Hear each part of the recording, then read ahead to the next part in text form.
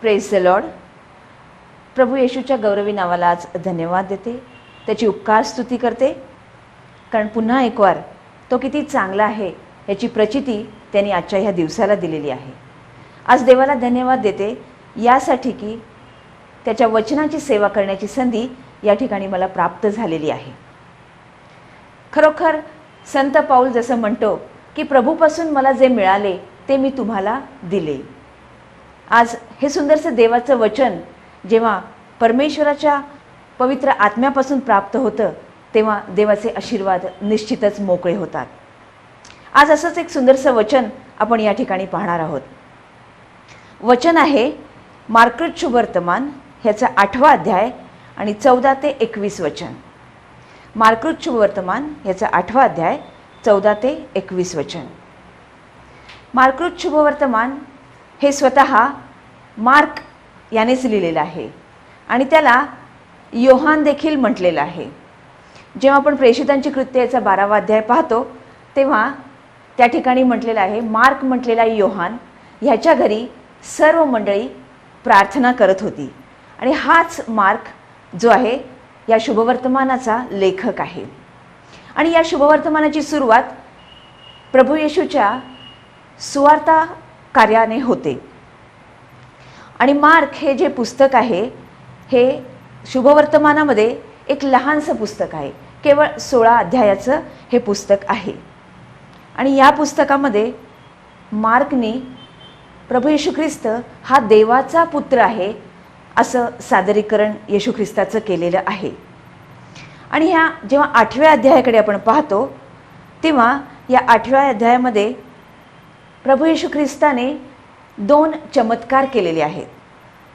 त्याच्या जेव्हा सेवा कार्याला त्यांनी सुरुवात केली त्याच्या सेवा कार्यातला एक भाग म्हणजे त्याने केलेले अद्भुत चिन्ह चमत्कार. आणि या ठिकाणी ह्या 8व्या अध्यायामध्ये त्याने 2 चमत्कार केलेले आहेत. पहिला म्हणजे 8वा अध्याय 1 ते 10 वचनामध्ये आपण पाहतो की त्याने 4000 भोजन दिलेलं आहे. आणि मग नंतर 22 ते 26 वचनामध्ये पाहतो की बेतसेदा येथील एका अंध मनुष्याला त्यांनी दृष्टी दिलेली आहे. प्रभू येशूचे हे चमत्कार जे आहेत हे अतिशय अद्भुत असे आपण पवित्र शास्त्रामध्ये झालेले पाहतो. परंतु या ठिकाणी प्रभू येशू ख्रिस्त 14 ते 21 वचनामध्ये आपल्याला काय सांगत आहे या ठिकाणी आपण थोडंसं यावर मनन करूया. हे जे वचन आहे हे खमीराविषयी सांगत आहे. आणि आज मी आपल्याला खमीर या शब्दावर काही मनन करणार आहे. या ठिकाणी आपण पाहतो की या वचनांमध्ये प्रभू येशू ख्रिस्त आपल्या शिष्यांसमवेत आहे. आणि त्याच्या सेवा कार्यामध्ये आपण नेहमीच पाहतो की प्रचंड लोकसमुदाय आणि त्याचे शिष्य हे सतत त्याच्या मागोमाग गेलेले आहेत. आणि या ठिकाणी पण आपण पाहतो की हे शिष्य त्याच्याबरोबर आहे. परंतु प्रभू येशू ख्रिस्त या ठिकाणी एक गोष्ट त्यांना सांगत आहे आणि ती म्हणजे त्यांचा अविश्वास आणि त्यांचा असमंजसपणा. आणि ह्या अविश्वासामुळेच ते प्रभू येशू ख्रिस्ताला फारसे ओळखू शकले नाहीत. सतत त्याच्याबरोबर होते, त्याने केलेले अद्भुत चिन्ह चमत्कार त्यांनी पाहिलेले होते, त्याने दिलेलं शिक्षण त्यांनी ऐकलेलं होतं, तरीसुद्धा कुठेतरी ख्रिस्ताविषयीचा एक अविश्वास एक असमंजसपणा या शिष्यांच्या मनात होता.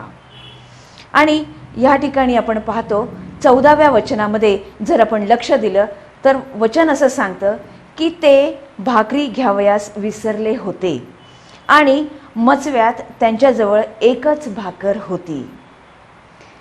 प्रभू येशू ख्रिस्त शिष्यांना घेऊन पुन्हा मचव्यात आलेला आहे आणि तो पुन्हा पुढच्या प्रवासास या ठिकाणी निघालेला आहे.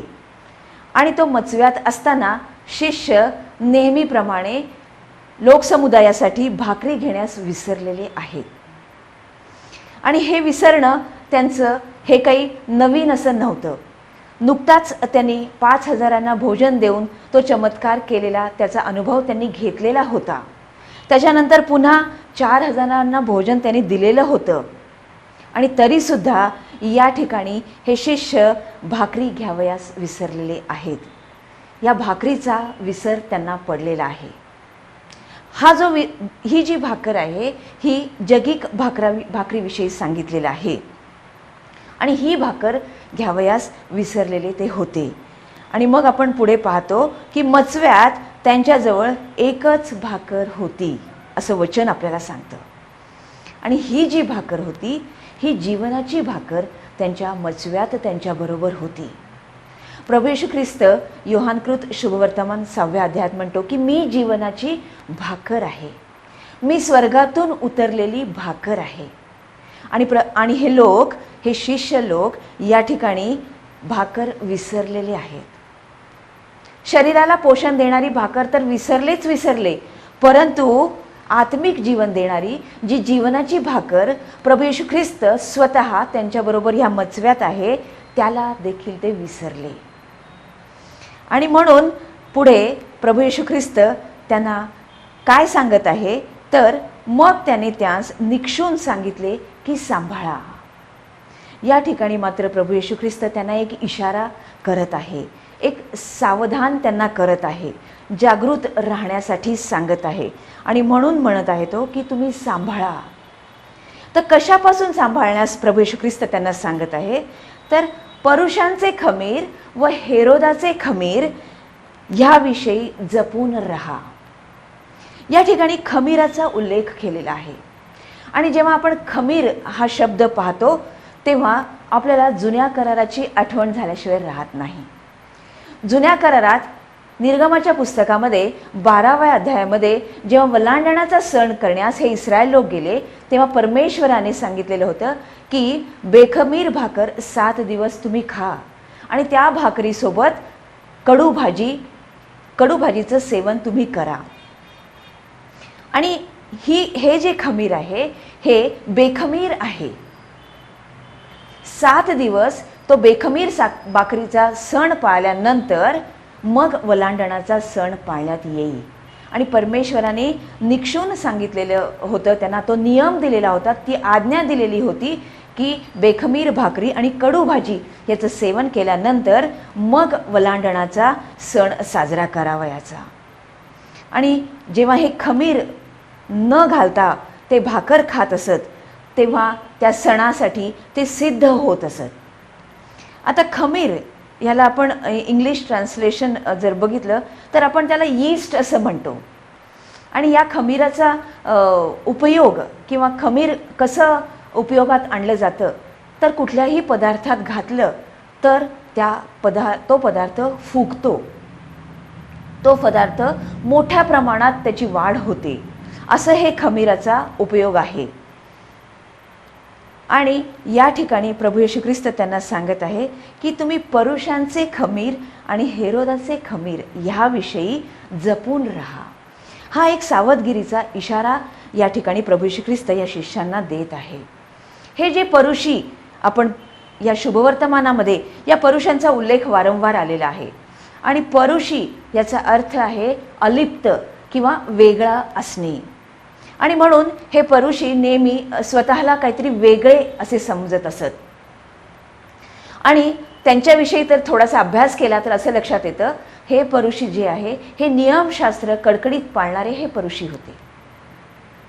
आणि या परुषांचं जीवन जे होतं अतिशय असं उच्च प्रतीचं त्यांचं जीवन होतं. परंतु कोणतं खमीर त्यांच्यामध्ये होतं? प्रभू येशू ख्रिस्त त्यांच्यामध्ये असलेल्या खमीराविषयी या ठिकाणी आपल्याला सांगत आहे आणि शिष्यांना देखील सांगत आहे. फार सुंदरसं शिक्षण प्रभू या ठिकाणी आपल्याला देत आहे. मग हे कोणतं खमीर होतं तर आपण पाहू लुकृत शुभवर्तमान ह्याचा 12वा अध्याय आणि पहिलं वचन जेव्हा आपण पाहतो तेव्हा आपल्याला त्या खमीराविषयी प्रभू काही सांगत आहे.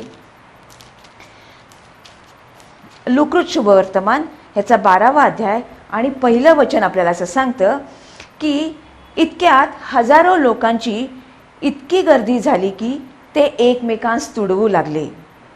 तेव्हा येशू प्रथम आपल्या शिष्यांना सांगू लागला, तुम्ही आपणास परुषांच्या खमीराविषयी म्हणजे ढोंगाविषयी सांभाळा. आता हे जे परुषांचं खमीर आहे हे ढोंगीपणाचं दर्शक आहे.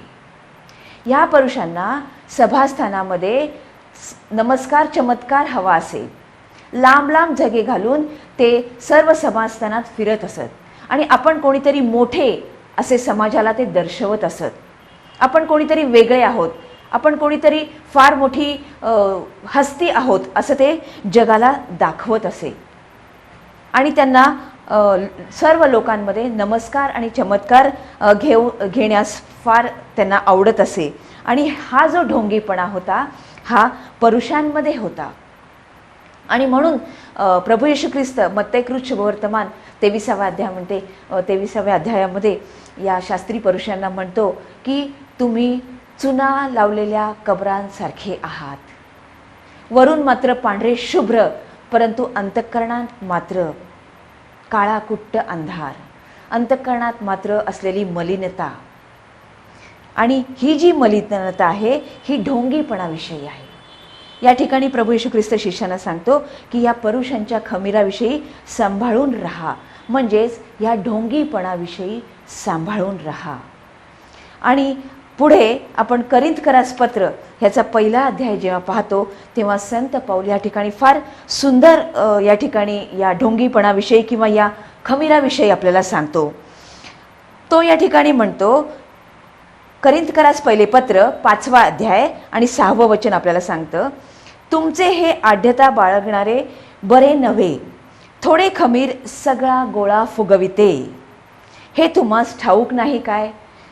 या ठिकाणी पाऊल करिंथकरास येथील मंडळीला सांगत आहे. कारण ही मंडळी जी होती या मंडळीमध्ये तट, फूट, कलह, पक्षभेद, भांडणं हे सर्व होतं. आणि पावलाच्या कानावर या सगळ्या गोष्टी क्लोवे येथील लोकांकडून आलेल्या होत्या. आणि म्हणून तो या पत्राद्वारे त्यांना शिक्षण देत आहे. हे जे खमीर होतं, भांडण, तंटा, ढोंगीपणा, कलह, पक्षभेद याविषयी जे खमीर त्यांच्यामध्ये होतं त्याविषयी पाऊल या ठिकाणी त्यांना इशारा करत आहे. आणि तो म्हणतो की थोडे खमीर सगळा गोळा फुगवून टाकते, हे तुम्हास ठाऊक नाही काय. तर जुने खमीर काढून टाका, अशा हेतूने की तुम्ही जसे बेखमीर झाला आहात तसे तुम्ही नवा गोळा व्हावे. कारण आपला वलांडणाचा यज्ञ पशु जो ख्रिस्त त्याचे अर्पण झालेले आहे. म्हणून आपण सण पाळावा तो जुन्या खमीराने अथवा वाईटपणा व दुष्टपणा यांच्या खमीराने नव्हे, तर सात्विकपणा व खरेपणा या बेखमीर भाकरीने तो पाळावा. हे जे खमीर आहे या ठिकाणी पाऊल या मंडळीस सांगत आहे. आज आपल्याला देखील तो हे सांगत आहे की हे जे खमीर आहे हे सर्व प्रकारचा वाईटपणा, सर्व प्रकारचा दुष्टपणा ह्याचं दर्शक हे खमीर आहे. आणि हे खमीर परुषांमध्ये प्रभू येशू ख्रिस्ताला दिसलेलं आहे. आणि म्हणून तो म्हणतो की वलांडणाचा यज्ञपशु आपल्यासाठी अर्पण झालेला आहे असं पाऊल सांगतो. आणि वलांडणाचा जो हा यज्ञपशु आहे हा निष्कलंक निष्पाप जो कोकरा आहे तो बेखमीर भाकरी आहे. कारण या कोकऱ्यामध्ये कुठल्याही प्रकारचा दुष्टपणा नाही, कुठल्याही प्रकारचा पापिष्टपणा नाही, असा हा बेखमीर कोकरा वलांडणाचा यज्ञपशु हा अर्पण झालेला आहे. आणि म्हणून तो म्हणतो परुषांचं जे खमीर आहे ते वाईटपणा व दुष्टपणा यापासून आपल्याला सावध करावयास सांगत आहे. तर सात्विकपणा व खरेपणा या बेखमीर भाकरीने तो पाळावा. या ठिकाणी पाऊल सांगतो की बेखमीर हे कशाचं दर्शक आहे, तर सात्विकपणा व खरेपणा ह्याचं दर्शक आहे.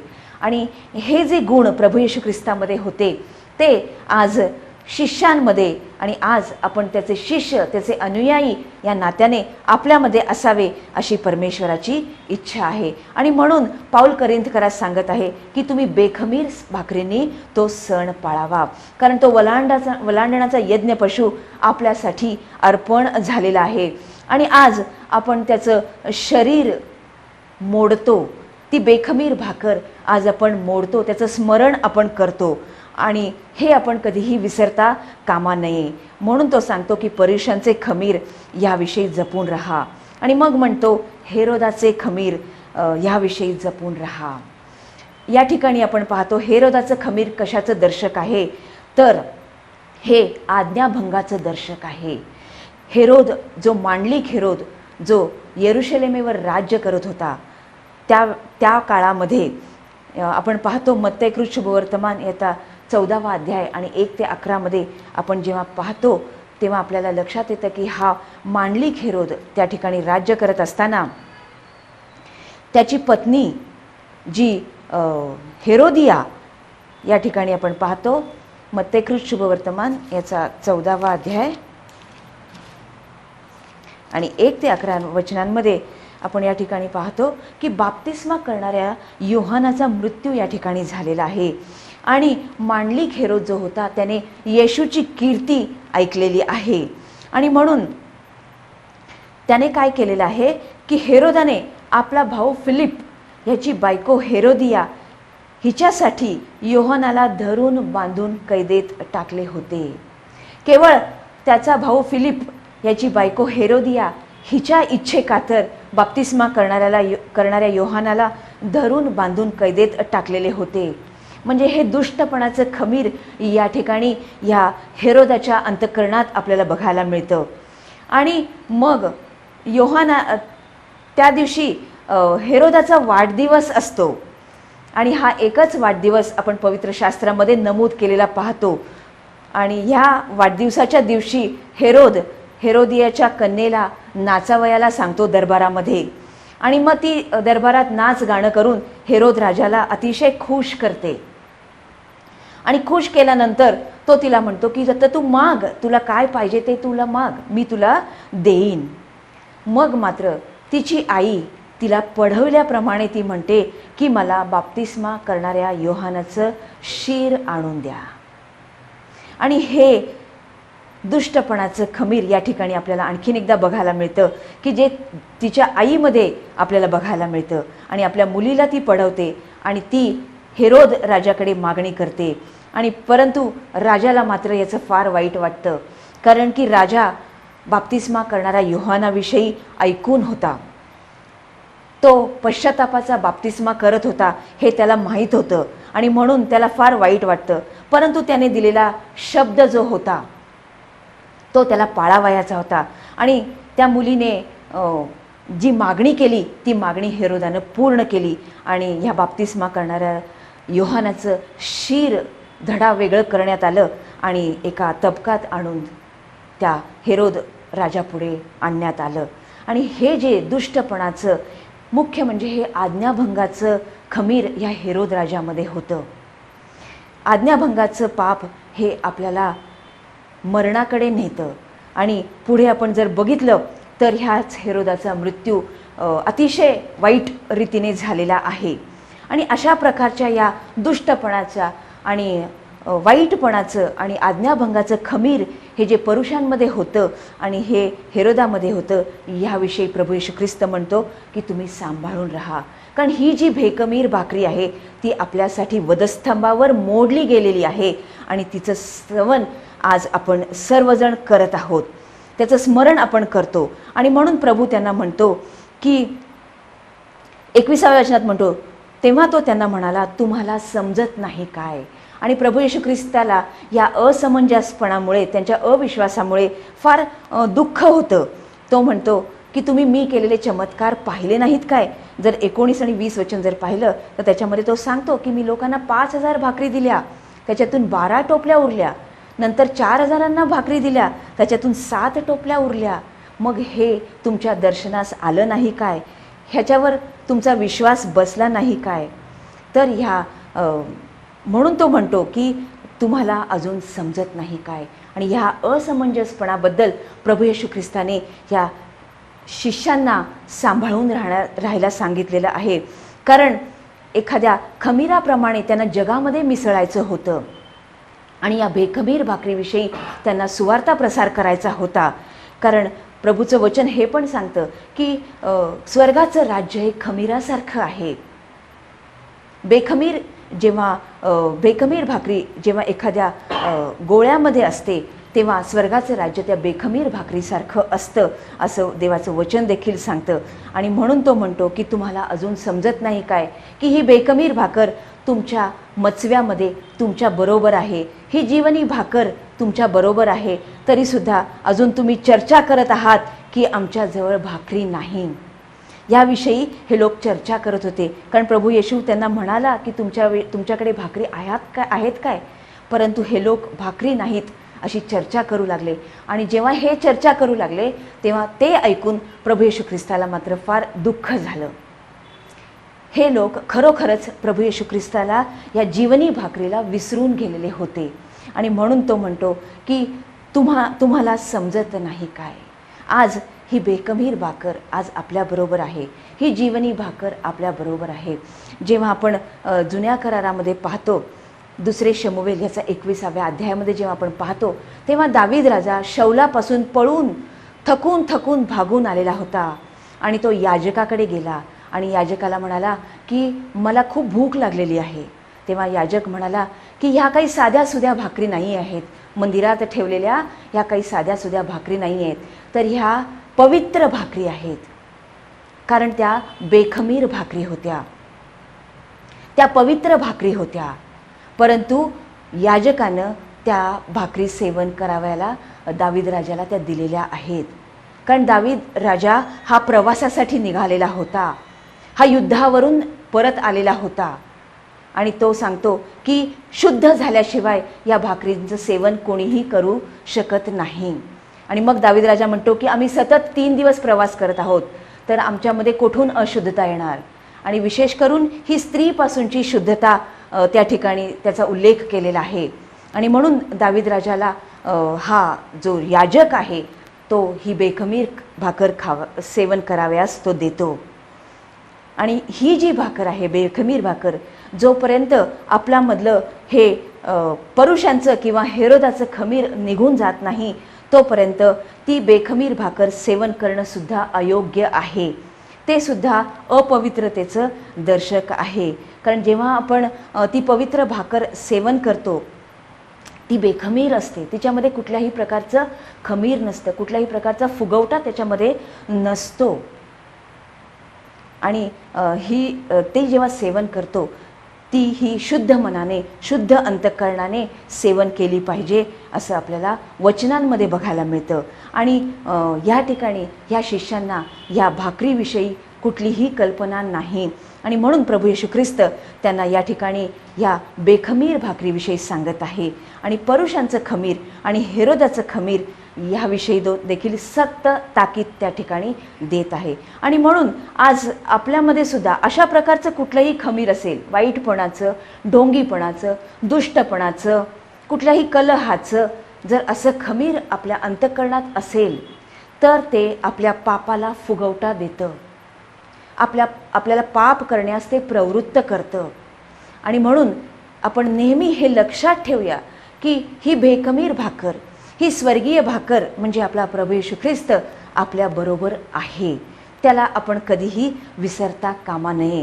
कारण ही भाकर आपण जिथे जाऊ तिथे आपल्याबरोबर असते. आणि इथे पहिलंच वचन आपल्याला सांगितलेलं आहे की ते भाकरी घ्यावयास विसरले होते. तर हा विसर शिष्यांसारखा आज आपल्याला पडता कामा नये.